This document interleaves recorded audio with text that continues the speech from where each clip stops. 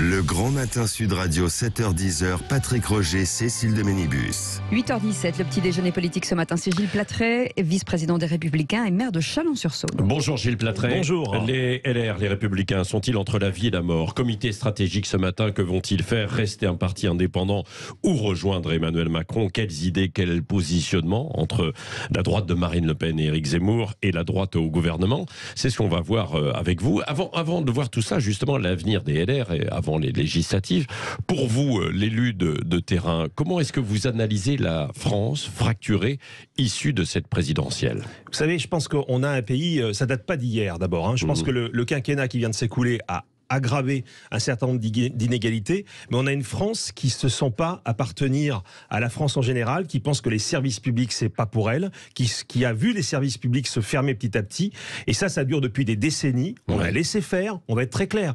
Les gouvernements successifs, les présidents successifs ont laissé faire, et on en arrive à une situation où vous avez un sentiment effectivement de deux France. Moi je peux pas comme gaulliste me satisfaire d'une cohésion nationale qui est en train de voler en éclats, donc c'est le sujet des années qui viennent pour Monsieur Macron et pour les autres, parce qu'il faudra... France ou même plusieurs France, quoi, non? Non, mais alors là, je parle vraiment quand vous regardez le vote du deuxième tour. Vous avez essentiellement un vote urbain pro-Macron, à quelques exceptions près. Dans votre ville de Chalon-sur-Saône aussi. Mais à Chalon-sur-Saône comme ailleurs. Même à Perpignan, j'ai vu, vous voyez, dans des villes pourtant qui sont proches de Marine Le Pen. Donc on a vraiment un vote urbain pro-Macron et un vote rural et périurbain.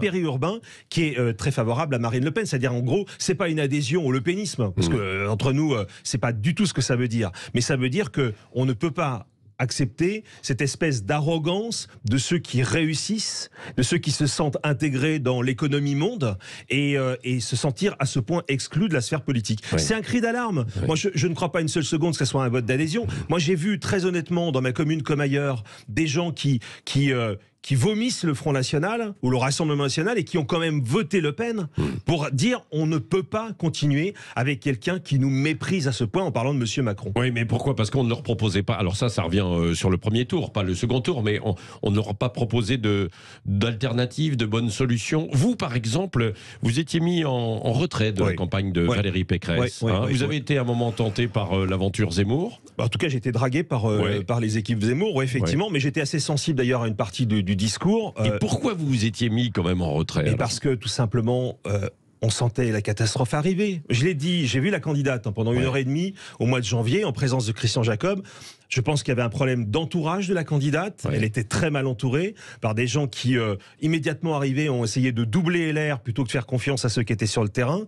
Elle avait un problème programmatique. On n'a pas abordé de front le problème de l'islamisme dans cette campagne. C'est quelque chose qu'elle a mis sous le boisseau au nom de...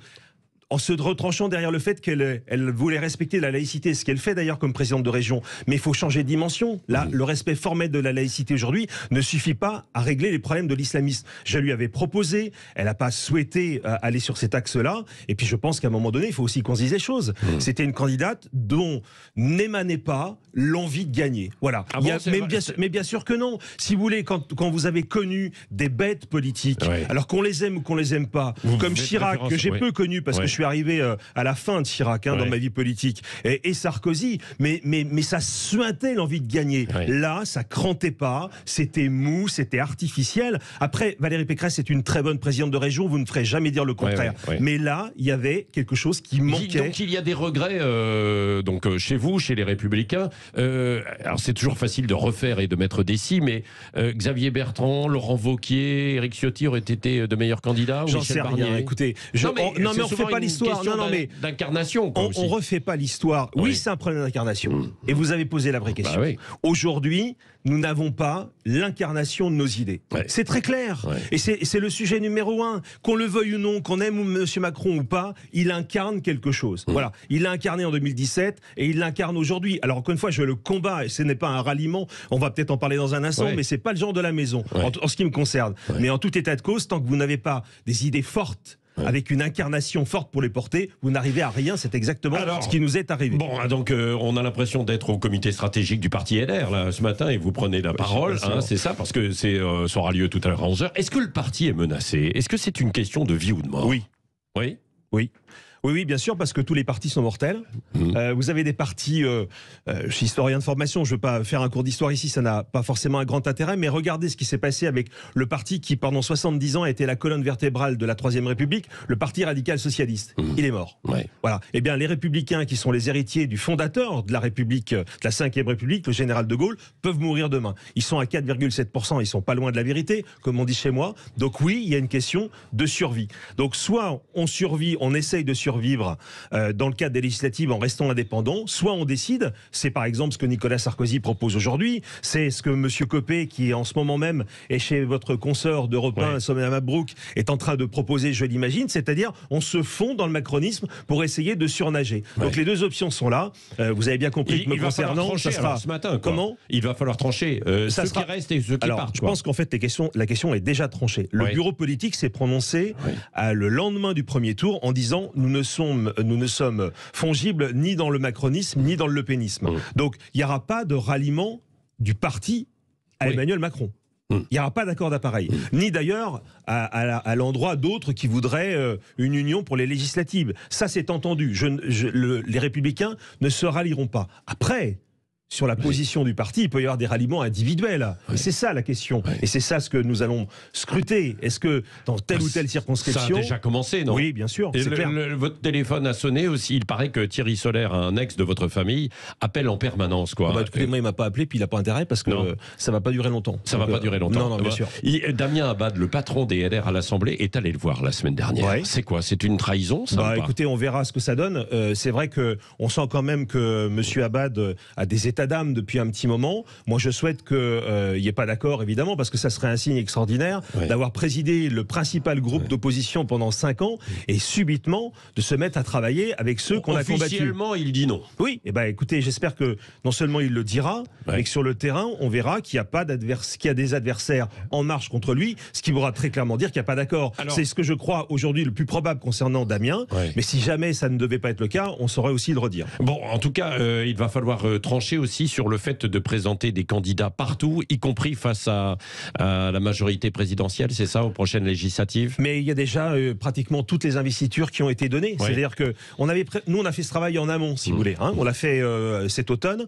Là où En Marche, d'ailleurs, n'a pas encore investi ses candidats. Je me permets juste de le dire parce que, vous voyez bien, alors on a nos problèmes à nous, je ne suis pas là pour parler de la boutique d'en face, mais on voit bien qu'aujourd'hui, il y a des tensions au sein de la majorité présidentielle sur les investitures. Donc ça va être intéressant parce que si jamais il n'y a pas d'accord, vous savez ce qui se passe, il faut 12,5% des inscrits pour accéder au deuxième tour, ça peut peut-être faire de la friture en ligne, y compris dans la majorité présidentielle. S'il y a des députés sortants LR qui, par exemple, décident de rejoindre la Macronie, est-ce que vous mettrez en face vous-même aussi des concurrents, donc LR ? Alors ça serait, je pense, immédiatement un retrait de l'investiture, déjà pour commencer, c'est-à-dire on ne pourra pas les laisser partir avec le soutien de LR. Après, on va être très clair. Non, mais ils auront le soutien de oui, Madame mais je vous dis, donc...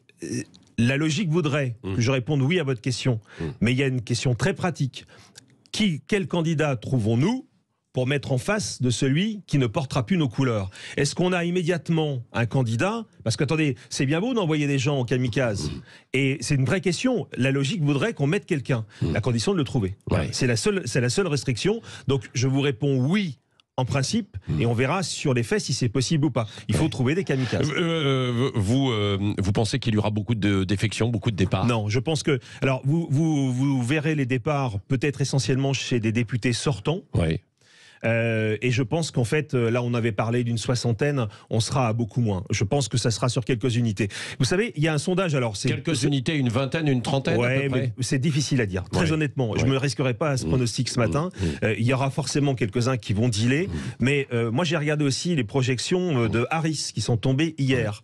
Que En Marche fasse un accord ou pas avec certains de ses députés, ça ne change absolument pas le nombre de députés élus dans la majorité présidentielle. Donc très honnêtement, moi je suis En Marche, j'en ai rien à faire de ceux qui veulent me rallier. Je le dis très honnêtement, on verra bien sur le terrain. Donc il y en a qui frappent à la porte aussi des LR et qui pourraient se voir la porte refermée tout simplement. Non, mais je pense tout simplement que ça va dépendre des situations locales. Moi j'appelle simplement tout le monde, par respect pour les électeurs, parce que c'est ça qui compte, parce qu'on parle beaucoup de petits tripatouillages, et c'est normal, c'est d'actualité, mais par respect des électeurs, qu'on reste fidèle au combat qu'on a mené, qu'on n'aille pas manger dans la gamelle de l'adversaire. Bon, ça, c'est quelque chose, vous savez, c'est ce qui nourrit le plus le rejet de la classe politique. Et ce que En Marche brandit comme des trophées de ralliement sont en fait des trahisons qui nourrissent la désespérance populaire. Donc restons fidèles à ce que nous sommes. Peut-être qu'on perdra, mais il vaut mieux perdre dans l'honneur que de gagner avec la trahison. Alors, ce matin, vous allez aussi parler justement de ce combat des législatives. Jean-Luc Mélenchon, on sait, va mener le combat pour les Insoumis, Marine Le Pen pour le Rassemblement National, et vous? Alors ça va être Christian Jacob, c'est ça? Oui, bien sûr, Christian Jacob. Mais il n'y a pas de leader plus fort, en fait, qui était candidat à la présidentielle? C'est le président du parti. Bah oui, d'accord, mais Valérie Pécresse... Il n'était pas candidat à la présidentielle. Valérie Pécresse ne mènera pas le combat pour les législatives. D'ailleurs, elle l'a dit elle-même, donc c'est pas une révélation que je fais ce matin. Non, et les autres postulants d'avant, non? Ils sont en retrait? Mais il y aura forcément... dans les personnalités politiques du mouvement, un certain nombre qui décideront de proposer leurs services pour mener localement la campagne. Vous savez, moi j'ai quand même idée que cette législative va se jouer vraiment sur le terrain. Bien sûr qu'il y aura des mots d'ordre nationaux, mais vous savez, quand vous êtes dans une circonscription de quelques dizaines de milliers d'habitants, on se connaît sur le terrain. Et à partir de là, ce sont des enjeux locaux sur des personnalités qui vont jouer sans doute avant les considérations nationales. Ouais, les LR sur le terrain peuvent être encore un contre-pouvoir à Emmanuel Macron et son gouvernement. Ils peuvent être en tout cas... Et donc à l'Assemblée nationale. Bien sûr. Hein, le boulot, en fait, c'est très simple. Vous avez vu comme moi les intentions des Français. Plus de la moitié, selon les sondages, entre 57 et 63%, souhaitent que M. Macron ne soit pas majoritaire à l'Assemblée nationale. C'est quand même, je pense, à ce niveau-là, inédit au lendemain d'une présidentielle. Donc ça veut dire que, évidemment, Emmanuel Macron, élu par défaut, les Français veulent qu'il y ait un contre-pouvoir à l'Assemblée. Alors forcément, il ne sera pas que républicain, mais je pense qu'on peut avoir quelques surprises parce qu'il y a un vrai rejet de ce président. Il a un socle qui est entre 25 et 33% des Français qui veulent absolument sa réussite. Et les autres pensent que c'est quelqu'un qui fait du mal à la France. Sur cette base-là, il peut se passer des choses à l'Assemblée nationale. D'autant que bien souvent, quand il y a une élection en fait sur le terrain, ça change d'une élection nationale. On l'a vu avec les municipales, les régionales, etc. Même s'il ne s'agit pas aujourd'hui d'élire des pouvoirs locaux, mais des contre-pouvoirs, oui. Mais des contre-pouvoirs, oui. Est-ce que vous êtes candidat, vous, à la présidence des Républicains? Écoutez, vous êtes vice-président. La question est prématurée. Je ne vais pas répondre directement à cette question-là, parce que d'abord, elle se posera lorsque le président actuel aura décidé de mettre fin à son mandat. Il n'a pas du tout dit que ce serait immédiatement. Je pense que Christian Jacob attend la fin des législatives pour dire ce qu'il veut faire. Donc de toute façon, toute déclaration de candidature est prématurée. Mais la vérité, je peux quand même... Je ne vais pas biaiser là-dessus. Je vous dis simplement une chose. Dans les années qui viennent, je participerai à la refondation de la droite républicaine, d'une façon ou d'une autre. Et peut-être que, si vous voulez une annonce, peut-être que je vais arrêter de travailler un peu pour les autres pour me mettre à mon compte. Voilà. D'accord. Voilà. Bon, à votre compte, donc avec les Républicains, dans un premier temps, ça veut dire qu'il faut à un moment donné un travail fort, avec des convictions, et que ceux qui ont la main qui tremble n'ont plus leur place chez nous. Oui, et vous pouvez aujourd'hui travailler avec d'autres forces de la droite? Ça dépend lesquelles. Je pense à Éric Zemmour. Ça dépend lesquels. Zemmour a été la seule bouffée d'oxygène de cette campagne présidentielle. C'est la seule nouveauté. Le reste était écrit par avance. Voilà, ça a été accéléré ou pas, mais ça a été écrit par avance. Zemmour a apporté un petit peu d'air frais. Simplement, je vais être très clair là-dessus. J'ai prévu, parce que je souhaite à un moment donné aussi qu'on puisse avoir une conversation avec lui. Je le dis à titre personnel. J'engage pas les Républicains. C'est quelqu'un qui compte sur la scène politique, qui a amené des idées. Mais je pense que son erreur principale est la suivante. Il n'y a pas de place pour la droite réactionnaire dans ce pays. Et il n'y a pas de place pour ceux qui n'aiment pas la République. Éric Zemmour s'est entouré de personnes qui, de ce côté-là, n'ont pas été claires. Je pense qu'on a un héritage révolutionnaire qui fait partie intégrante de notre histoire. Et il y a eu un biais, à un moment donné, dans cette campagne. On est allé vers la réaction. Et je pense que ce n'est pas ce que les Français souhaitent. Donc, continuer de discuter avec Zemmour, comme avec un certain nombre de personnages politiques, oui. Rallier Reconquête, non. Bon, Gilles Plattret, donc si je vous comprends bien, vous allez peut-être lancer votre propre mouvement. Vous me réinviterez après les législatives, on en parlera. Mais alors, est-ce que vous n'allez pas diviser davantage les LR si vous faites ça? On verra. Attendez, vous savez, step by step. Vous savez, en politique, quand on est dans la tourmente, comme c'est notre cas aujourd'hui. Mais bien sûr, mais pour être très clair, quand on est dans la tourmente, comme c'est le cas aujourd'hui, on ne fait pas de plan sur la comète à 2 mois. Vous m'entendez? J'ai pas de plan personnel. Je vous ai fait part d'une intention. C'est de compter à titre personnel à la reconstruction de ma famille politique et de mes idées politiques. Quand même aussi. Mais on verra où on en sera après les législatives. C'est ça la prochaine étape. Et c'est à cette étape qu'on doit travailler aujourd'hui. Et vous pourrez attirer aussi des gens du Rassemblement national ou pas? Bah écoutez, s'ils en ont pas marre, au bout d'un moment, de soutenir quelqu'un qui n'a pas envie de gagner. Attendez, Marine Le Pen, c'est le plus grand fake de l'histoire politique. Cette femme ne veut pas gagner l'élection. Elle est contente de son résultat. C'est une victoire à 42%. Travailler avec Robert Ménard, par exemple. Écoutez, il faut que Ménard arrête de nous faire son acte de contrition tous les 2 jours. Il est pitoyable, il se contredit. Pendant 8 ans, il a dit des choses et aujourd'hui, il va sur tous les plateaux pour dire le contraire. Moi, je veux travailler avec des gens qui ont des convictions. J'ai l'impression que Ménard en manque cruellement en ce moment. Merci Gilles Platré, vice-président des Républicains et maire de Chalon-sur-Saône, qui était l'invité ce matin de Sud Radio.